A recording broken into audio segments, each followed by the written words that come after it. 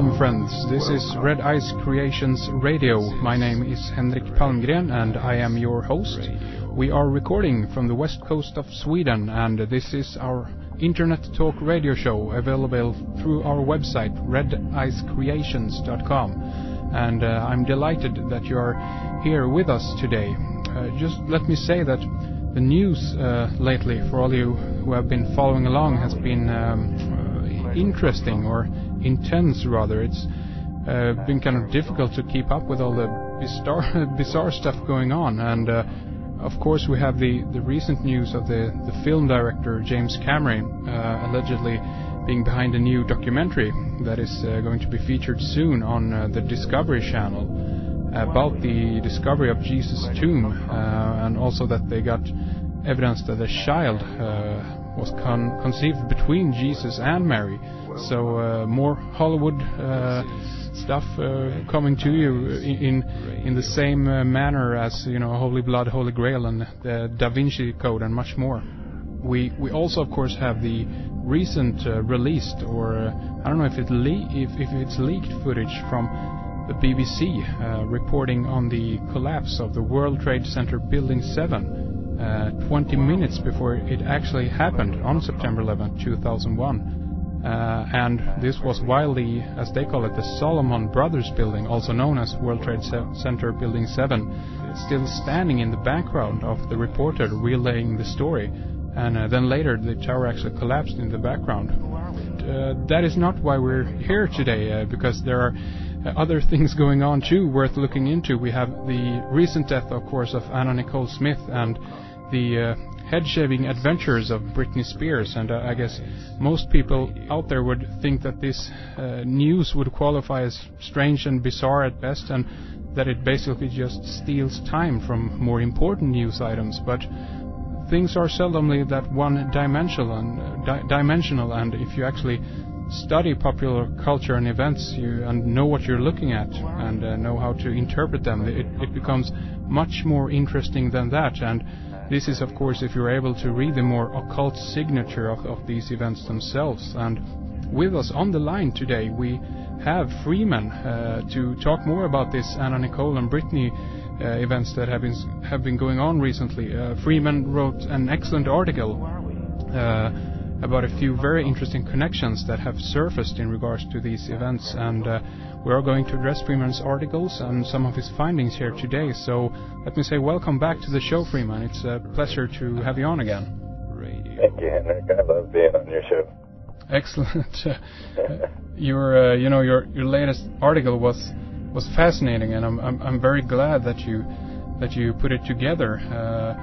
There are a number of things, of course, in the article that are worth to kind of dive into right away, but I guess we could kick things off in regards to the Disney aspect of it all. I know that you've been keeping an eye on the Mickey Mouse Club people, Brittney Spears, of course, being one of them. So I guess that in regards to her and her latest, behavior, I guess, does it come as a kind of surprise to you at all?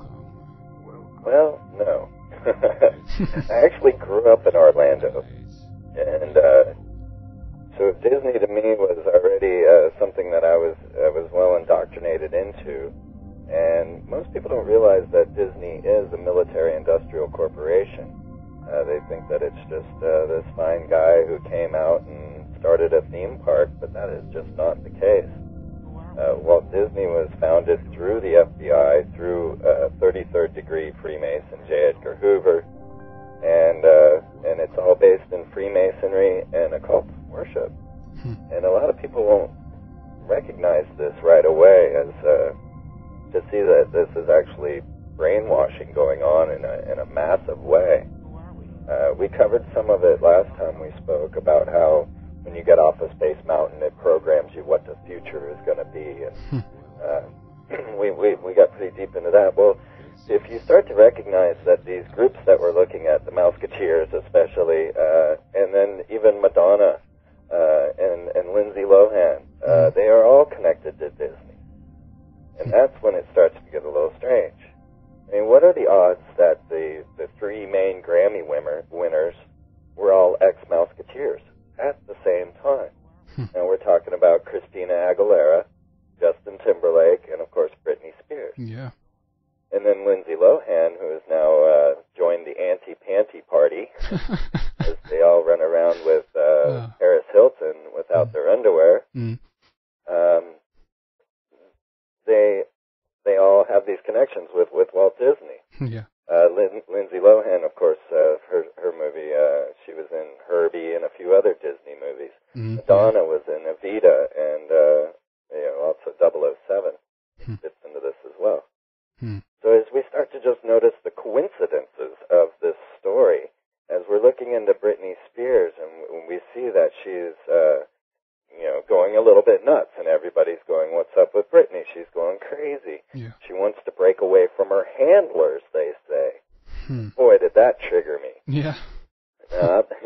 Not to use another mind control term, but it seems that whenever I get inundated in a topic, because I was just recently studying serial killers, to try and get deeper in understanding, and if you start to recognize that serial killers are actually the fall guys for these satanic organizations, for satanic ritual abuse, then you start to see the bigger picture. And when you start to see the odd court cases that evolve around these serial killers and how little true legalities are being followed in these cases, and then you understand why the Mickey Mouse court of Anna Nicole. So as we're looking, we see that all of these people are based straight out of Disney, and that Disney is reputed through Fritz Springmeier and David Icke as being used for mind control. Yeah. And Kathy O'Brien, I believe, also speaks of Disney. It's rampant inside of Disney. Yeah. So we've got now a Mouseketeer that comes out and she shaves her head, and everybody's going, "What's going on with Britney?" And of course, when asked, she says, "I don't want them touching me anymore. I don't want anyone touching me." And people have now started sending me reports saying, well, she also said that she didn't want people plugging things into her anymore. And I found that truly interesting. The connections keep going, because I continue to get reports. It turns out after Britney shaved her head, and now she sat there and she had dyed her hair brown. And then she came in without any emotion on her face, shaved herself bald, and, okay, all right, let's start this thing from the beginning. Sorry, I got a little lost. Let's start it from Madonna. Okay, yeah, because really this is where it all begins.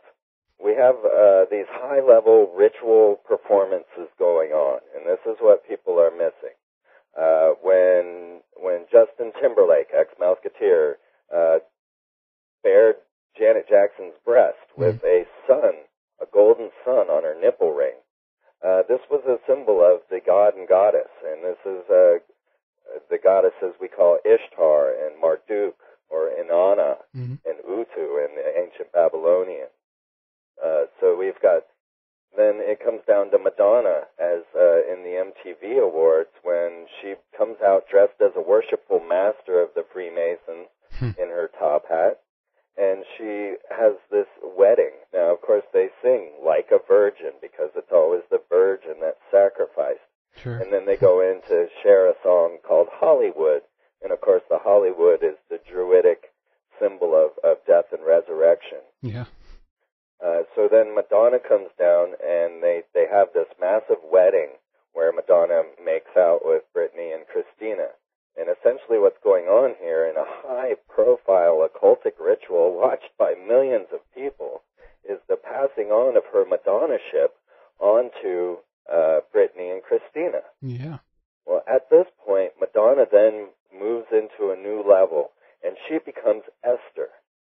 She takes on the name Esther, which was based out of the Bible in the book of Esther, and it actually Esther is the Hebrew version of Ishtar, and we're back to Ishtar again. Yeah. Well, it was Esther's hair salon that Britney Spears walked into when she asked Esther to cut her hair, and of course Esther said no way, and Britney sat down and just calmly shaved her own head. Yeah. She left out of there and went to Body and Soul soul tattoo and got two new tattoos. One that seems to be the Kabbalistic cross, and the other a set of lips on her wrist. Yeah. Now, prior to this, she had three other tattoos, which were the butterfly with a vine. And now we're going to be talking about the Monarch Mind Control Program of MK Ultra. Yeah. And, of course, the Monarch is this butterfly, and the Monarch Program is a genealogy. It has to do with bloodline of the monarchy. And so the vine is the symbol of this genealogy. So she, right away, her first tattoo was the Monarch genealogy.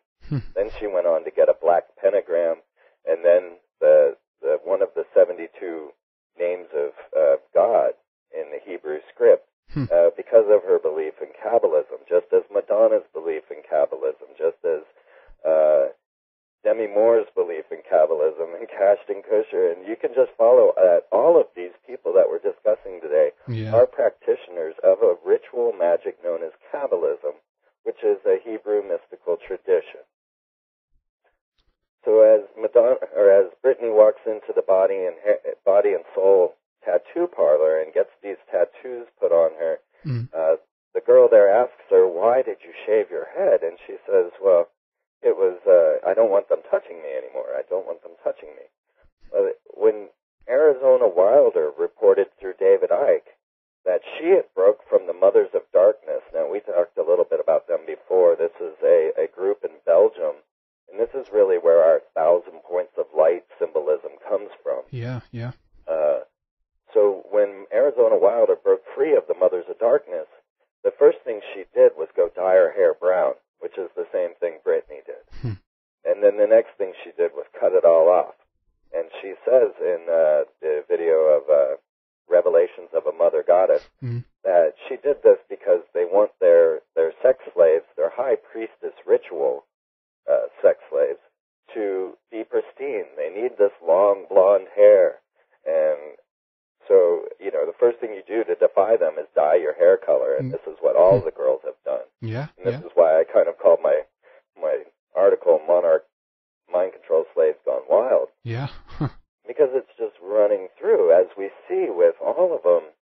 We've got these high-profile rituals. Now, another two that were at the Grammys were Madonna and Prince, and now they both also did high-profile rituals. Madonna was crucified on a mirrored cross, and Prince, at the latest Super Bowl, had his giant symbol, which is, of course, the hermaphroditic symbol, along with a hyperdimensional coil, is Prince's symbol. And then he had a big screen. He comes down with a stroke of lightning, which we're back to Zeus and back to these gods, and then he has a screen put up that makes him 20 foot tall, and he holds his guitar out so that it looks like he has an erection. And a lot of people are seeing this going, "Oh my God." Yeah. But you see, we've been brainwashed. We have all been brainwashed, and we don't even realize it. We have been trained into this whole mindset through Hollywood, and we don't see it. It took a while for me to recognize, even as I was looking into this stuff. I was sitting down in prime time night television watching the show Heroes. Yeah. Well, this show is so dark. And I really didn't realize it because I have been desensitized. Throughout my life, I have been desensitized through Kiss and Led Zeppelin and Hollywood and horror films. And as you start to look at each one of these groups, you're always led back to Aleister Crowley. And it's amazing how infiltrated our very